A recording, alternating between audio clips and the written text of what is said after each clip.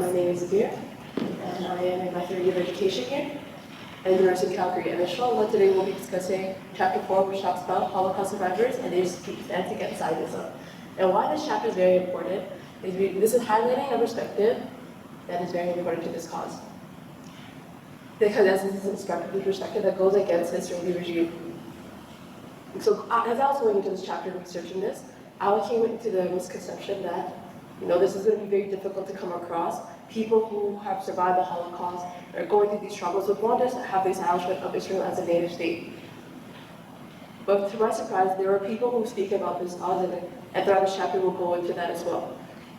Before I get to that, I want to pull you all guys back to the 19th century in Eastern Europe, where the Jews were experiencing a lot of anti-Semitism, this discrimination and this hate.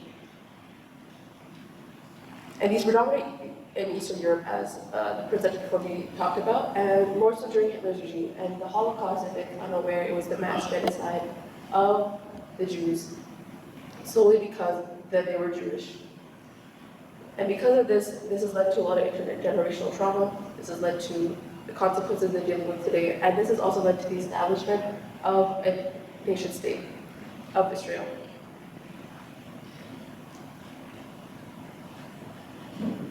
So Zionism in Palestine, we kind of talked about there's this push, there's this need for creating a place in Palestine for themselves, for the people to find refuge. But this has resulted in the mass displacement of about 750,000 Palestinians out of their homeland. The natives and the immigrants have faced a lot of tensions because of this. And this is because this also stems through the influence of the British, we will talk about in this chapter as well.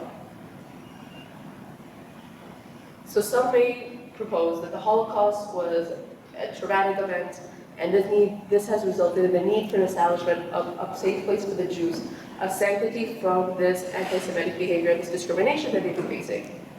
Some, like Eli Wiesel, who is a Holocaust survivor, believe that it was necessary to create a place for the Jews to create a homeland. But as a result, he also blames the mass genocide of Palestine on the Palestinians. And that could be nothing further from the truth. And as a result of his status and his background, his perspective is very influential, causing many to view his statements. However, about 300 Holocaust survivors and their descendants condemned the massacre of Palestine in Gaza and the ongoing occupation and colonization of historic Palestine.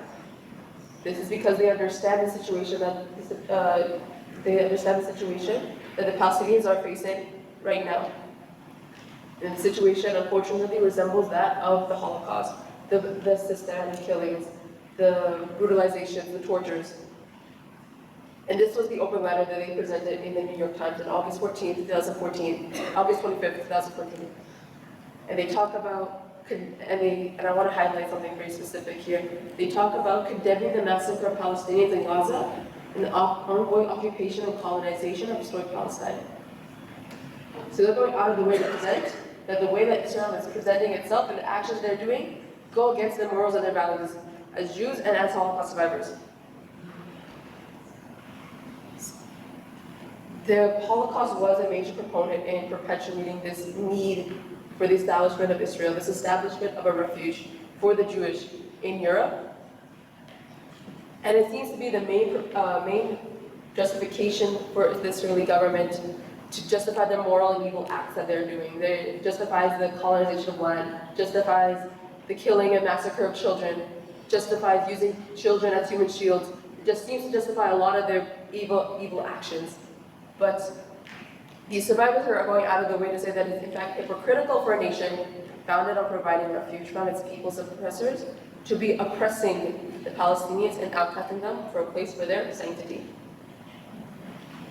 People like Suzanne Wiest says, for me, a survivor of the Holocaust, the tragic situation in Gaza awakens memories of what I and my family experienced under Hitler, the ghetto walls, the killings, the systemic starvation and deprivation, the daily humiliations.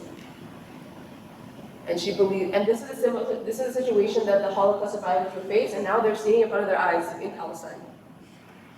As such, they are standing with the Palestinians and proving to us and to the Zionists that what they're doing is that it's incorrect and it's morally unjust. So that kind of summarizes chapter 4. Going up to chapter 5.